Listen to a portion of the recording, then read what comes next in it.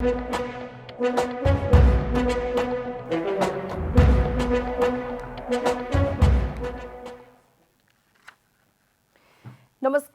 म प्रतिमा चौधरी। साँझ 6 बजेको प्रदेश समाचारमा स्वागत छ। सबैभन्दा पहिले प्रमुख प्रदेश समाचार।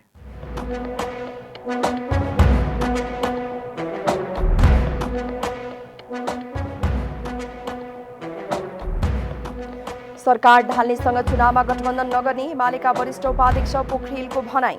आवश्यकता अनुसार स्थानीय तहमा पनि तालमेल हुन सक्ने। पाल्पाको तानसेन नगरपालिकाको 2वटा वडामा ल्याब सेवा सञ्चालन। बिरामीलाई सदरमुकाम तानसेन र लुम्बिनी मेडिकल कलेज जानुपर्ने बाध्यता हट्यो।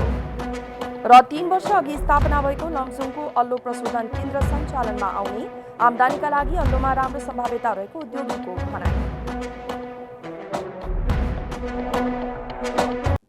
अब पूरा समाचार। नेकपा एमालेका वरिष्ठ उपाध्यक्ष ईश्वर पोखरेलले नेकपा एमाले सरकार ढाल्नेसँग चुनावमा गठबन्धन नगर्ने बताउनु भएको छ। प्रेस चौतारी नेपाल चितवनले आज बिहान भरतपुरमा आयोजना गरेको पत्रकार भेटघाट कार्यक्रममा पोखरेलले यस्तो बताउनु भएको हो। एमाले वरिष्ठ उपाध्यक्ष पोखरेलले स्थानीय आवश्यकता अनुसार स्थानीय तहमा भने तालमेल हुन सक्ने बताउनुभयो। 2048 सालदेखिकै तालमेलको अभ्यास भएको बताउँदै उहाँले गठबन्धनको हिसाबले भने नजाने प्रष्ट पार्नुभयो। राप्रपा नेपालका अध्यक्ष कमल थापा लगायतका नेताहरूसँग भएको भेटबारे सोधिएको प्रश्नमा उहाँले भेटघाट सामान्य भएको बताउनुभयो। चितवनको भरतपुर महानगरपालिका सहित सबै स्थानीय तहमा सत्तारूढ दलहरूबीच गठबन्धन गर्ने निर्णय भएको छ। भरतपुर महानगरपालिकामा माओवादी केन्द्रले पुनः मेयरमा दावी गरिसकेको छ, तर सोमबार सम्पन्न गठबन्धनको बैठकले 7वटै स्थानीय तहमा गठबन्धन गर्ने निर्णय गर्दै यसका लागि आवश्यक छलफल गर्ने तय गरिएको छ। कांग्रेस जिल्ला कार्य समिति सभापति राजेश्वर खनालको अध्यक्षतामा बसेको बैठकले स्थानीय तह र जिल्ला समन्वय समितिमा समेत चुनावी तालमेल गरी जाने निर्णय गरिएको बैठकपछि जारी गरिएको विज्ञप्तिमा उल्लेख छ। तालमेलका सन्दर्भमा संयुक्त संयन्त्र निर्माण गरी छलफल प्रक्रिया अगाडि बढाइने निर्णयमा उल्लेख छ। संयुक्त संयन्त्रको संयोजन नेपाली कांग्रेसको पालिका सभापतिले गर्ने सहमति भएको छ। यसै गठबन्धन सहभागी दलहरूका बीच गठबन्धनको मर्म र भावना अनुरूप एक आपसमा सम्मान र हार्दिकताको विकास गर्दै संयुक्त रूपमा आसन्न स्थानीय तहको निर्वाचनमा सहभागी हुने निर्णय गरिएको पनि विज्ञप्तिमा उल्लेख छ। त्यस्तै जिल्लाको दलगत वस्तुस्थितिको बारेमा प्रतिवेदन तयार गर्न प्रत्येक दलबाट एक जना प्रतिनिधि रहने गरी एक कार्यदल गठन गर्ने निर्णय पनि भएको छ। बैठकमा सत्तारूढ दलका नेपाली कांग्रेस, नेकपा माओवादी केन्द्र, जसपा, नेकपा एकीकृत समाजवादी पार्टी र राष्ट्रिय जनमोर्चाका प्रतिनिधिको सहभागिता थियो। राष्ट्रिय खोप अभियान अन्तर्गत कञ्चनपुरमा टाइफाइड रोग विरुद्धको खोप अभियान सञ्चालन गरिने भएको छ। राष्ट्रिय खोप अभियान अन्तर्गत कञ्चनपुरमा टाइफाइड रोग विरुद्धको खोप अभियान सञ्चालन गरिने भएको हो। जिल्ला स्वास्थ्य कार्यालय कञ्चनपुरले 15 वर्ष मुनिका बालबालिकाहरूलाई टाइफाइड रोग विरुद्धको खोप लगाइने जनाएको छ। यही चैत्र 25 देखि 2079 वैशाख 18 गतेसम्म अभियानका रूपमा खोप सञ्चालन गरिनेछ। यो कार्यक्रम टाइफाइड रोग विरुद्धको खोप चाहिँ हामीले नेपाल सरकारले 25 गते चैत्र 25 गतेबाट वैशाख 18 गतेसम्म यो अभियानको रूपमा हामीले सञ्चालन गर्दैछौँ। यसलाई चाहिँ हामीले 15 महिनादेखि 15 वर्ष उमेरसम्मको एकदमै जोखिम उमेरसम्मको बालबालिकाहरूलाई हामीले यो खोप दिँदैछौँ।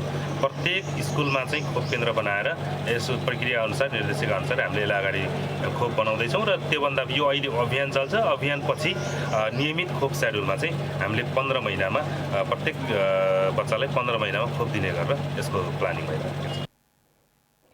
अभियान अन्तर्गत कञ्चनपुरका 524 खोप केन्द्र मार्फत टाइफाइड रोग विरुद्धमा टिबिसी खोप लगाइने र प्रत्येक विद्यालयमा खोप केन्द्र बनाएर 1,61,875 बालबालिकाहरूलाई खोप लगाइने जनाइएको छ। पहिले खोप लगाइसकेका बालबालिकाहरूलाई समेत अभियानमा खोप लगाइने समेत स्वास्थ्य कार्यालय कञ्चनपुरले जनाएको छ। प्रदेश समाचारमा अब छोटो विश्राम।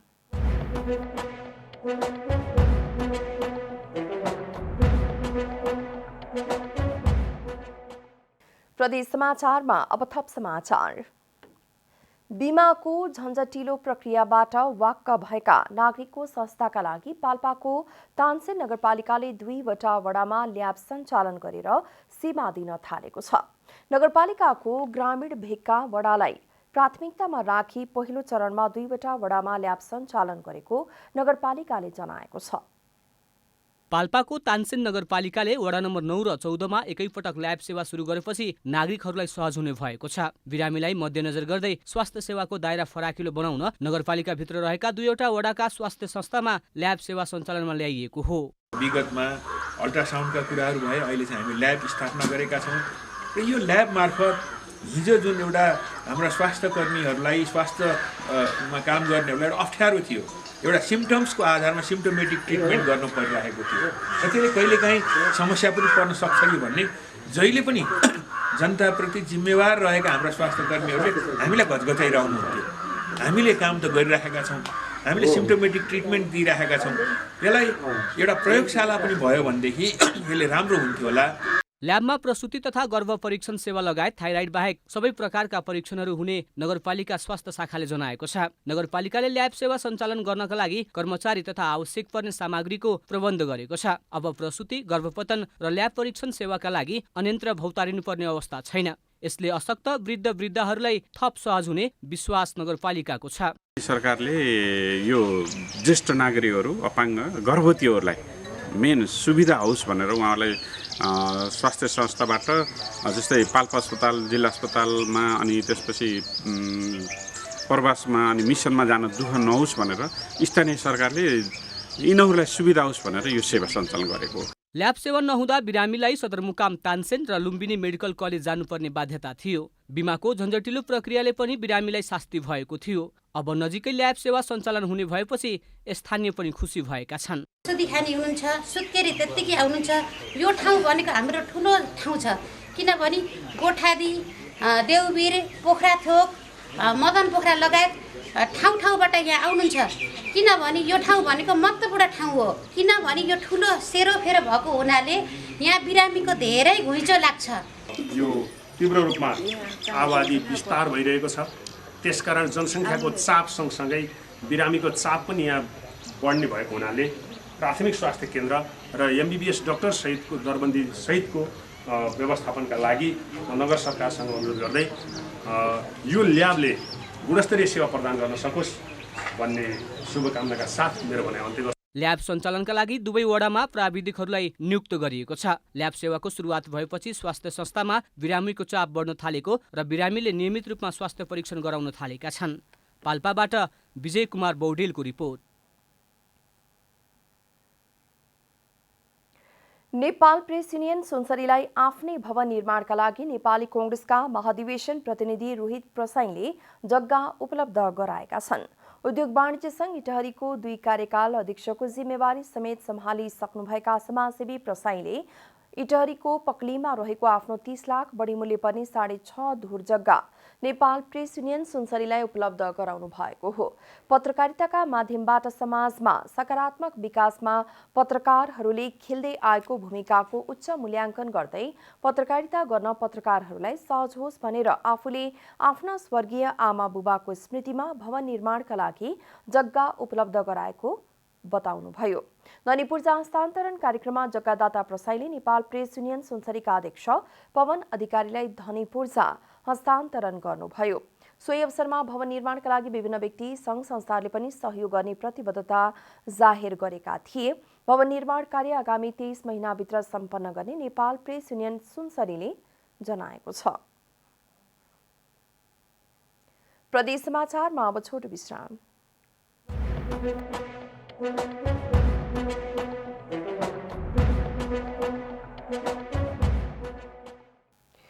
प्रदेश समाचारमा अब थप समाचार। लमजुङ सदरमुकाम बेसी शहरमा 3 वर्ष अघि स्थापना भएको अल्लो प्रशोधन केन्द्र सञ्चालन हुने भएको छ। विद्युत जडान नहुँदा अल्पत्र अवस्थामा परेको प्रशोधन केन्द्र लगानीकर्ताहरूले वैकल्पिक स्रोत साधनको प्रयोग गरेर सञ्चालनमा ल्याउन लागेका हुन्। लमजुङ उद्योग वाणिज्य सङ्घको एक गाउँ एक उत्पादन कार्यक्रम अन्तर्गत लमजुङ एग्रिगेट प्रणालीले जिल्ला सदरमुकाम बेसी सहरमा 3 वर्ष अघि अल्लु प्रशोधन केन्द्र स्थापना गरेको थियो। ग्रामीण भेगमा खेर गइरहेका अल्लुलाई प्रशोधन गरी व्यावसायिक उत्पादन गर्ने लक्ष्यतिर प्रशोधन केन्द्र स्थापना गरे पनि विद्युत अभावका कारण उक्त प्रशोधन केन्द्र सञ्चालनमा आउन सकेको थिएन। लगानी गरेको लामो समयसम्म पनि उपलब्धि नभएपछि सञ्चालकहरूले वैकल्पिक ऊर्जाको प्रयोग गरी प्रशोधन केन्द्र सञ्चालनमा ल्याउन लागेका हुन्। विद्युत लाइनको कारणले गर्दाखेरि रोकिएर बस्नु पर्यो र अहिले विद्युतको लाइन पनि जोड्ने काम भइरहेको छ र 2 महिना भयो हामीले प्रशिक्षार्थीहरूलाई आज कार्यक्रम यो तालिम समापन चाहिँ गर्दैछौँ र यो गाउँ गाउँमा लमजुङको धन्नै साबिकका 14वटा गाविसमा चाहिँ यो हामीले अल्लो सिस्नो चाहिँ पाउँछौँ। त्यही सिस्नोबाट ल्याएर हामी यहाँ चाहिँ यो स्थानीय उत्पादनको रूपमा चाहिँ यो धागो र कपडा बनाउँदैछौँ। विद्युत जडान नहुँदासम्म वैकल्पिक ऊर्जाको रूपमा बायोग्यासको प्रयोग गरेर प्रशोधन केन्द्र सञ्चालनको तयारी भएको हो। प्रशोधन केन्द्र सञ्चालनका लागि घरेलु तथा साना उद्योग कार्यालयसँग समन्वयमा तालिम प्राप्त जनशक्ति समेत तयार भएका छन्। पछिल्लो वर्ष अल्लुजन्य उत्पादनको अन्तर्राष्ट्रिय क्षेत्रमा समेत माग रहेको भन्दै जिल्लामा स्वरोजगार र आम्दानीका लागि अल्लुमा राम्रो सम्भाव्यता रहेको उद्योग व्यवसायीको भनाइ छ। जिल्लामा जुन एउटा स्वरोजगारको र अनि यो रोजगारीको सिर्जना गर्ने अत्यन्तै सम्भावना छ। घरका खेती किसान गरेर घर गृहस्थी गरेर पनि बचेको समय चाहिँ यहाँ लगाउन सक्ने चाहिँ सम्भावना छ।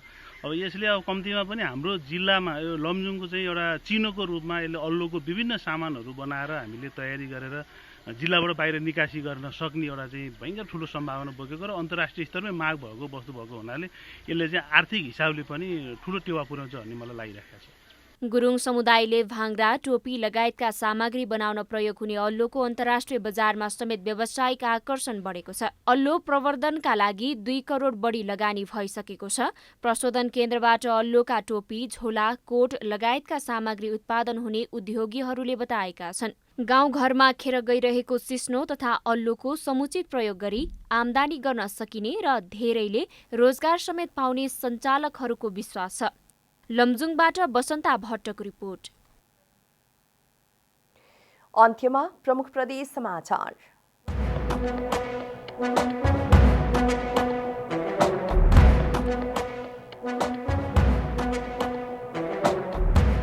सरकार ढाल्नेसँग चुनावमा गठबन्धन नगर्ने एमालेका वरिष्ठ उपाध्यक्ष पोखरेलको भनाई। आवश्यकता अनुसार स्थानीय तहमा भने तालमेल हुन सक्ने। पाल्पाको तानसेन नगरपालिकाको 2वटा वडामा ल्याब सेवा सञ्चालन। बिरामीलाई सदरमुकाम तानसेन र लुम्बिनी मेडिकल कलेज जानुपर्ने बाध्यता हट्यो। र 3 वर्ष अघि स्थापना भएको लमजुङको अल्लो प्रशोधन केन्द्र सञ्चालनमा आउने आम्दानीका लागि राम्रो सम्भाव्यता रहेको उद्योगीको भनाई।